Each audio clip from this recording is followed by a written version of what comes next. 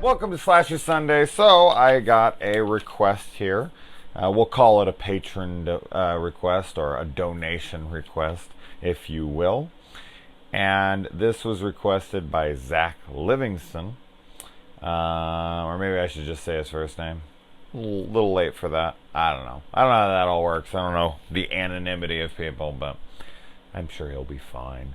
Anyway, so I was told by my old co-host from my podcast that I used to have once upon a time in the Mic of Madness by Rebecca Reinhardt. I'm sure you guys remember her. She knows the guy who played the killer in this movie, the Beast. And she said that she's going to send this over to him. So, hi to him. And she's working on a movie with him as soon as this whole COVID thing ends, which seems to never, ever, ever going to fucking happen. But good luck to them on, what is it, Cannibal Call Girls from Hell? He also directed and wrote a movie called Pickaxe, which I think I saw. I'm almost positive I did. But let's talk about this movie. So... So, alright. What are the highlights of this movie? The kills are fucking fantastic. They really are, man. There's so many great kills. Now, this is low budget, non-realistic, over-the-top, gruesome gore. So now some people will look at that and be like, this is awesome. This is the kind of gore and everything that I love. Not that I don't like realistic gore, I very much do. But I also love this shit. Like, give me the brutality. You know, give me the ridiculously over-the-top effects. They don't need to look perfect.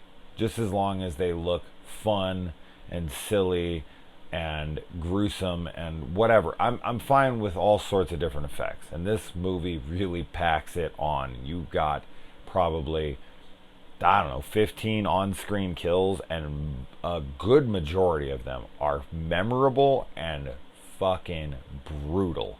So, this movie has that going for it in spades. And what does a slasher movie need to have more than anything? Great kills. So this movie delivers on that front 100%. What's another giant requirement from me from a great slasher film? Yeah, great nudity on hot chicks. This movie has that in spades as well. Lots of great looking women, lots of great nudity, lots of great tits, the whole works. So you've got that going for it. What's another thing that slasher movies need? Great characters. Does this movie have that? Not really. Okay, this is where the film lacks pretty hard. Now, that isn't anything against the actors in this. It's just the way they're presented. Now, I think this is going to be a taste issue, though. Because some people like that slasher movie where everybody's a douchebag, everybody's fucking lame, and you want them all dead by, 5 minutes into the movie. I'm just not that guy. Like, I'm fine with there being a few characters that I'm like, I can't wait for you to die. But when it becomes every single person in the movie, it does get a tad tedious. And the dialogue within the film, there's some good. And this, as I said, this just comes down to a preference thing. I think that this would work for certain people who are those people who write me and they're like, fuck character development, fuck, drama, fuck all this shit, man. Just give me kills and tits and gore, whatever. And I want to see people I hate die, all that. This has its audience in that regard. And I'm not going to say there isn't a movie out there that has a bunch of shitty characters in it that I love. It does exist. This I will say, though. Even though I didn't really care for a lot of the characters much, this is something that I swear I own this. I'm like 90% sure this is in my collection somewhere. But I ended up just renting it on Vudu for $2 because I just didn't feel like looking for it. And I wasn't at home when I watched it. I was out, and I was just like, you know what? I want to get this done. I'm actually recording this on fucking Thursday night, believe it or not. Because because I really want to get this done on time for once. But I went immediately online and looked for a Blu-ray of this.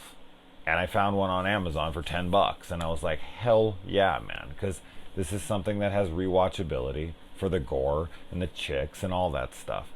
And as I said, they're not a complete wash, these characters. There are some funny moments in there.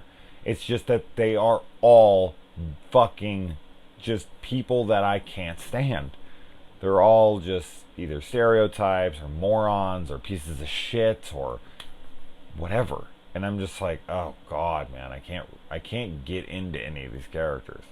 And they made one character likable for me for like 2 seconds, and then completely took it away, like very shortly thereafter. And I'll get into that. But anyways, all right. So I like when the cop shows up at the beginning, and he thinks that it's some kids in there fucking, and he says. He says, why can't you go fuck in the church like everybody else? Who the fuck goes and has sex in a church? My goodness. That was fucking hilarious. And then she runs out.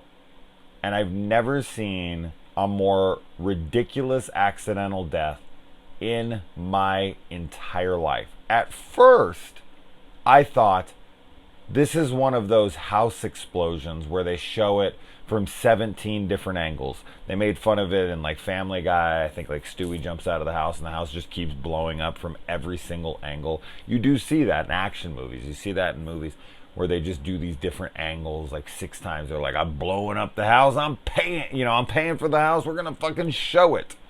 Reminds me of the Mystery Science Theater 3000 episode, Pod People.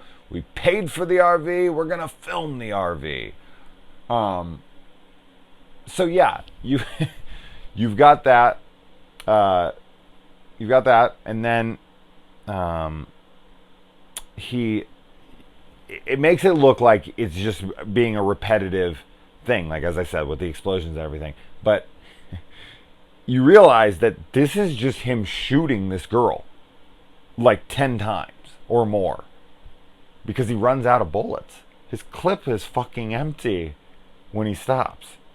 So I was 100% positive they just kept showing that he shot her like once or twice accidentally, and then they just kept showing her. But it actually ended up being that he shot her all that many times. Like that was him shooting her every single time. That is the most ridiculous fucking scene that I've seen in a while. I was laughing out loud when it was done, realizing that that was supposed to be him firing his entire clip into her.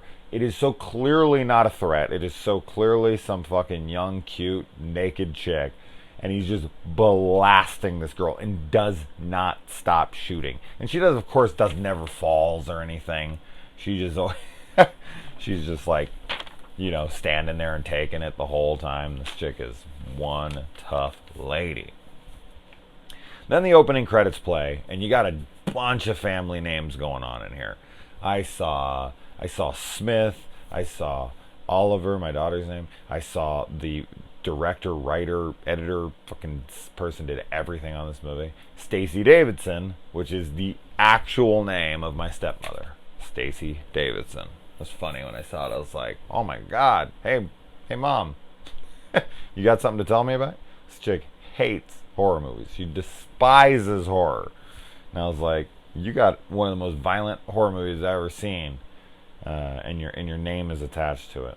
So I thought that was pretty funny. Man, I definitely had a type when I was in my 20s. I'm not gonna say this type has changed, because I still find these girls to be very attractive. But anybody who was like super punky, gothy, black hair, fucking all colors of the rainbow, tattoos, whatever. That was like my go-to. Nowadays, as hot as I may find them, typically I steer very, very clear of those girls, because 9.5 times out of 10, they're fucked in the head. Like, sorry, goth, punky girls like this in this movie. You know it's true. as I said, there is that half girl who's only half crazy. But yeah, in my experience, these kinds of chicks are always fucked up. In my personal experience, maybe you know a plethora of punky, gothy girls that are not fucked in the head and don't have horrible daddy issues and don't cut themselves and don't fuck. Like, I don't know many. Actually, okay, yeah. No, I've met some, but as I said, they're so rare. They're so rare. So I usually just see it as trouble. I'm like, it's hot and I like it from a distance, but keep the fuck away from me. I'm 38 years old now. I wanna settle down, and you are not the girl to do it with. No fucking way. Now the big dude in this who ends up fucking that lesbian girl, and okay, there's a line in this, like when he is going somewhere and he calls it a spadoinkle day. That was a fucking great callback to Trey Parker and Matt Stone's Cannibal the Musical. So if you guys haven't seen Cannibal the Musical, and you're big South Park fans, or everything they've ever touched, basically, I've always enjoyed the fuck out of. Whether it's Basketball, which is like one of my favorite comedies of all time. I like everything about that movie is just hilariously perfect to me. And then, of course, Orgasmo and Team America and South Park movie and South Park show, and goes on and on. Mormon, the musical, all that stuff. But yeah, it's funny. Sometimes I'll go off on these little rants and I'll be like, how the fuck did I get to Trey Parker and Matt Stone? Cannibal the Musical, Spadoinkle Day. So cool to hear that reference in here. Never really hear that movie referenced almost ever. I also want to say that the gore in this movie kind of reminds me of gore effects from something from Necrostorm. If you haven't seen a Necrostorm film like Adam Chaplin or Hotel Inferno or Tater City or any of those movies, it just kind of has a similar feel to that. Or something like 100 Tears. Low budget, but still graphic and fun. Like, I can't say enough good about the gore effects in these kinds of movies. So I love this kind of shit. Send me this kind of stuff all day. I'll watch this shit. I'll watch gore like this all damn day. So then this lesbian girl, she seduces this guy. At first I was like, how the fuck is this guy getting this girl? Holy. And then you realize she's just doing it to piss off her friend. And as soon as she sees that the friend sees it, she's like, all right, I'm done. And he's like, oh, well, I'm not. And he's not even mad about it. This is where I said they made him like a cool character for a second, somebody I could like dig and respect. Because like he goes and he fucks this super hot chick. God, that girl was fucking ridiculously hot. And then, she like stops him right in the middle. He's just about to come, and she stops him. And he's just so cool about it.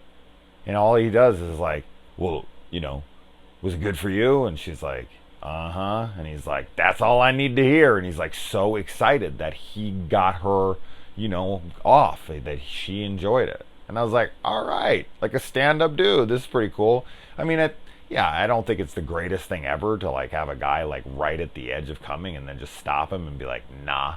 Not that guys don't do it to chicks. They definitely do. So I'm not saying that it's right, but I'm just saying that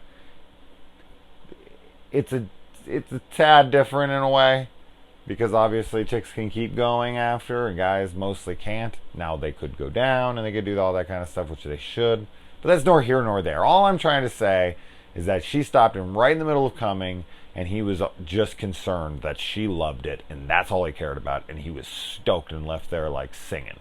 That's awesome. Then they make him a piece of shit for the entire rest of the film. And I was like, aw, come on. I had like one character to root for because he actually like pleased a woman and actually genuinely cared to do so, which is, obviously something that you hear is rare. I can't really attest. I haven't fucked many guys.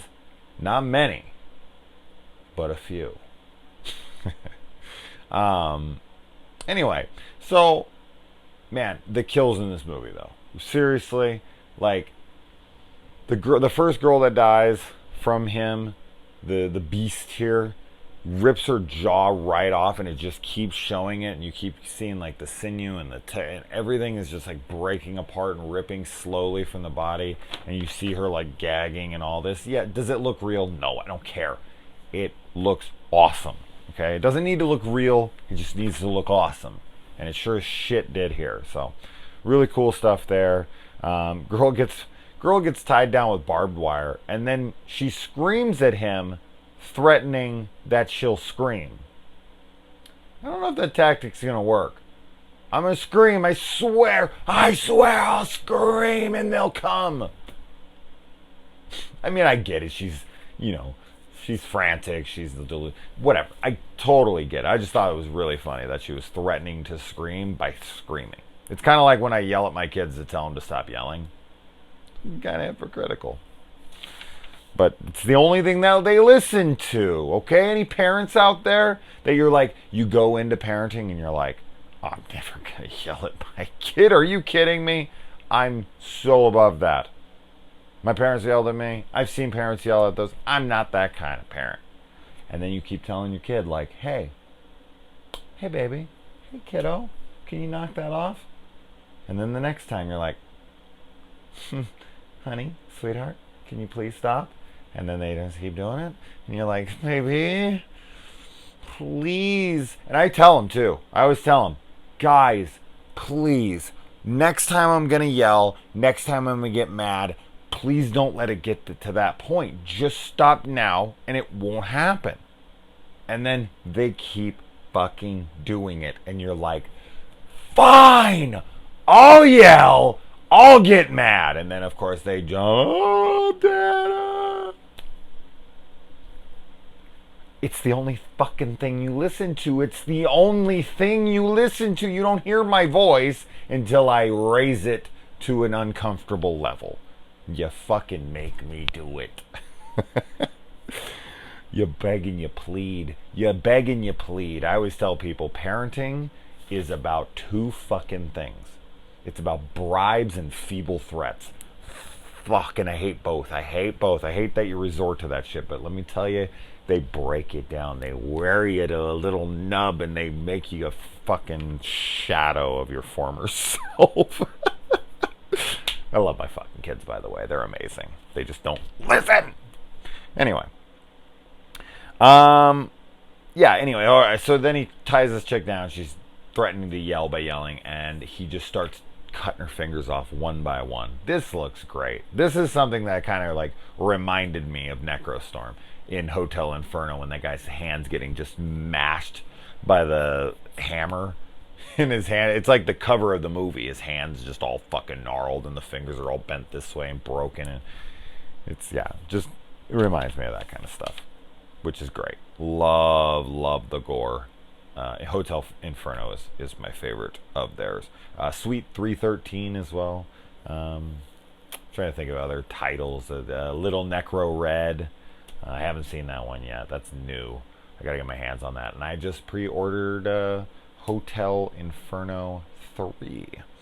So really looking forward to that. Alright, moving on. And oh my god, dude, the sledgehammer to the legs of that girl when she's tied to the table and it just breaks half of her body off. That is straight up amazing. That shit is brutality. I've never seen anything like it. Like, I've never seen a kill like that where a guy just breaks the girl in half with a sledgehammer. Like, her whole midsection just disappears into the floor. An incredible kill. Seriously, genuinely an incredible kill. Awesome stuff. And then the piece of shit guy who I was like high on for like 2 seconds comes and tries to fucking rape the half of her body that's left. She's like no skin or anything on her legs. They're kind of just hanging there like freaking skeleton stumps and shit. And he comes up and he tries to put his dick inside of her as he's super hammered. Oh my god, that was so bad. I was like, you really? Like, A, you're fucking raping someone straight up, dude. Just like, A, you're like in this you're in this position right now. I'm just going to take advantage of that. That's hot in a porno, but in real life, no. You know when the girl gets stuck in the dryer in the porno and it's like you're fucking like, oh, that's hot. Yeah, don't really do that. It's all right to like think about it, but don't do it. Don't fucking do it. It's not okay. And especially if she's missing her lower half, then you really don't want to be in there. Anyway, and then he does get his ass knocked out though, which is great.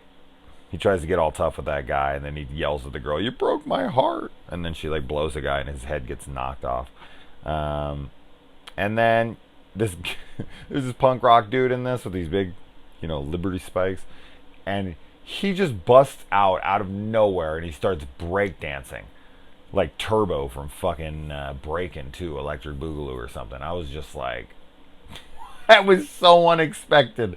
Never seen a punk rocker dude fucking breakdancing. So it just, so came out of nowhere. And then there's this like acid beer.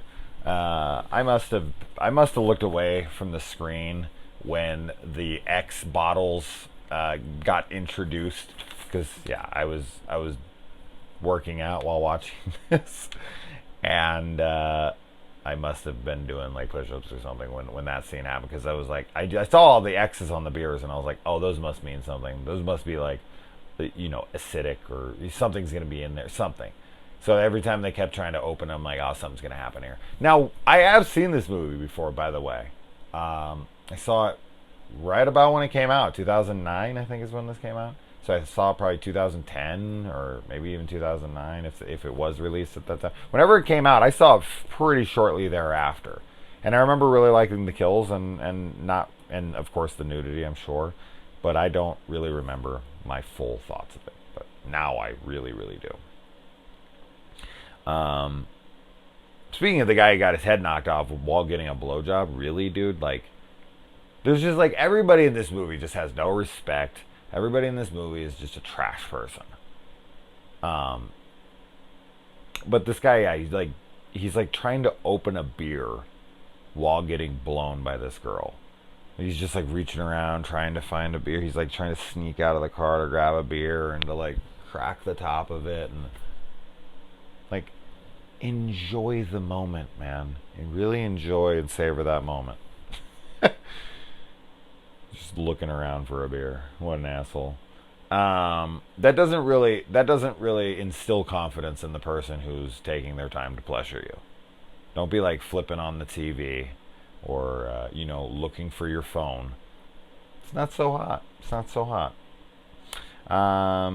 And the girl's head explosion inside the elevator. She puts her head against the grate and he hits it from the back and it just blows out the front. Awesome stuff.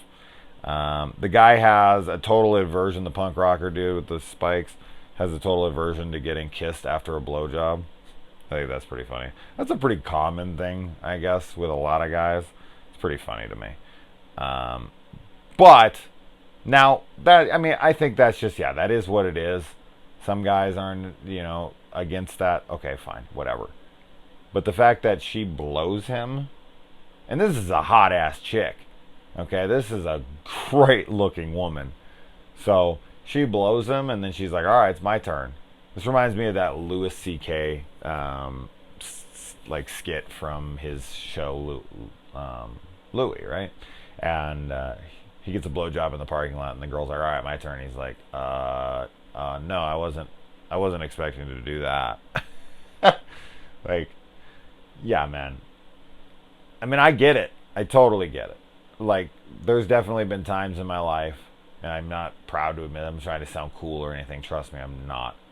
Just, there were definitely some times in my life where I was intoxicated, and I shouldn't say that sounds douchey, but I was fortunate enough to be given a blowjob by somebody who I honestly was not all that interested in. I really didn't find them all that attractive. And if they would have asked me for return, I would have I don't know what I would have done. I would have probably been like a deer in headlights, like, shit. Like you asked, and I was just like, go for it. I didn't think I was gonna have to do it. I don't know. Maybe I would have just like gritted my teeth and went for it. Although you shouldn't grate your teeth down there. But yeah, yeah. But this girl, oh, I'd definitely go down on this chick for sure, 100%. This girl is super hot. So, but he just seems to be grossed out by everything. And then she wants to like drink him under the table to try to get her pussy eaten. That girl that's trying to get the guy to go down her, she very very much was trying to emulate Baby Firefly from House of a Thousand Corpses, whatever. She was like Baby, like it felt like I was watching Baby on screen. I like how that when she starts coughing up blood, he's like, "Please don't die on me. I'll eat anything you want." That was pretty funny. And then her kill is insane too. She's standing there and he breaks her backwards. He hits her with the thing and her like spine snaps backwards and hits the ground. An amazing kill. Seriously, amazing. This is some of the best kills that I've seen in a slasher movie. Period. I love the kills in this movie. So much so that I want the Blu-ray. So I'll definitely have to pick it up soon. I bought so much lately that even though it's $10 and I totally have the money, I'm just like, I try to pace myself because I'll get out of control. You guys ever have that where you're just like, oh my God, if I just let loose, man, I would be broke in 2 seconds. Like, there's so much stuff. I was looking at all the David Cronenberg Blu-rays today that I don't have. The Brood and fucking Shivers and fucking Rabid and fucking, it's just like the list went on and on. Videodrome, Naked Lunch, and all these movies, and I'm just like, oh my God, I gotta get these. I gotta get these. And I was like, Jason, stop. I was gonna buy like 15 movies today, and I was like, dude, you've got to quit, please. It's so hard. It's an addiction, man. It is an addiction, but it's a much better addiction than plenty of other ones out there. So I'll consider myself fortunate. And then so then the confession comes. The punk guy gives the confession to the douchebag who got knocked out earlier that he's trying to come clean to the guy, and he's talking about his wife, and he's like, "You fucked my wife," and he's like, "No, man, no, we just made out for like 4 hours, and then she blew me, and then she told me to fuck her in the ass, so I did." So fucking funny. That was ridiculous. Like, it was so much worse than he was trying to cover up for. He was just like, no, we didn't have sex, man. We just made out and she blew me and I fucked her in the ass. So much worse. So much worse. It's like the girls who tell you like, oh no, we never had sex. And then you find out later that they had sex and you're like, what the fuck? You lied to me. And she's like, no. We didn't have vaginal sex. He only fucked me in the ass. That doesn't count. That counts, okay? When you have a dick inside of you, that counts. That's the golden rule right there.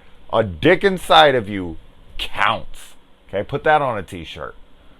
Sinister Cinema Reviews says, boom, dick in you counts. Anywhere in you. I don't care where it is. What orifice it's in, it counts. I've hung out with some fucked up women in my life. Seriously. I could tell you guys stories for days. I'm sure you are well aware of that, having followed the channel. I never shut the fuck up, do I? But isn't that the point of the channel? I'm not supposed to shut up. Alright, so then he hangs this guy up like Jesus. And then the girl gets away. And she goes up into the party. And this is where she's trying to get everyone's attention, screaming, help me, and they're all laughing at her. They're all gonna laugh at you. And then she gets out, and there's so many babes in there. Oh my God, there's so many fucking hot, goth, punky chicks in there with like nothing on basically. And it was like, oh, they had like that black electrical tape over their nipples, and I was just like, oh, this is insane. So hot, but total daddy issues. More than likely. Anyway, so she turns into a total fucking cunt here, too. She goes to escape, and she rolls under this thing like Indiana Jones. It's only like this open. This beast dude is like fucking 7 feet wide and 10 feet tall, you know? Exaggeration, but not damn far off. And she like rolls under there while pressing the button to close it. It's only up like a little bit. And then she presses the button to close it and then rolls under the thing and traps everyone in there. Why close the door? Just roll under the fucking thing and run. Like, there's 100 people behind you. He's not going to have time to just catch you. Like, at least give them a fighting chance. She just listens to everyone getting massacred in there. And then she just runs off and the movie ends. And I'm like, fuck that bitch. Holy shit, man. She doesn't deserve to live. She just left everyone behind to die, and she was part of the reason they did. At least a couple people could have got out of there if she would have left the door open. And she would have not got caught by him 100%. He couldn't have got under there, and he wouldn't. It's just ridiculous that she would have shut the door on all those people. I guess she's trying to be like, you laughed at me, you didn't listen, fuck you, you should die. But these dudes are drugged out, and you were a bitch 5 seconds ago, and you wouldn't have believed it either. So don't be a hypocritical asshole. Another thing like about this movie that's interesting is that nothing's really explored at all. It's kind of just like this basic setup. These guys are here to set up this party, whatever. And then they start getting attacked by this killer who is nameless. He's motiveless. Yeah, that works, I guess. Motiveless. And he has these like spirits or these like zombie chicks that like come and kind of help him and just kind of sit there and growl. They don't really do a lot much, but they look cool. One of them's even missing the jaw. At first I thought it was like because the other girl got her jaw ripped off and it was being held bound by a girl whose jaw was ripped off. I was like, are they like gonna be held down, and is there gonna be some kind of help from their future ghost? Like each character is going to see like a ghosty version of themselves, which is kind of like an omen of the future, and it's going to be what actually like propels them towards the inevitable death that is shown here, like a foreshadowing ghost. Like that'd be so cool.